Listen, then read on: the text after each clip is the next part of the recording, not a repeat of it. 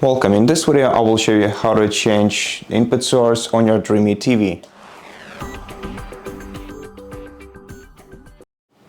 To switch between different input sources, you just have to press the input button or the sources button on your TV remote control. It looks like a rectangle with an arrow pointing inwards. And after you press this button, you're gonna have to select the source that you want to use. You can use either the ATV or one of the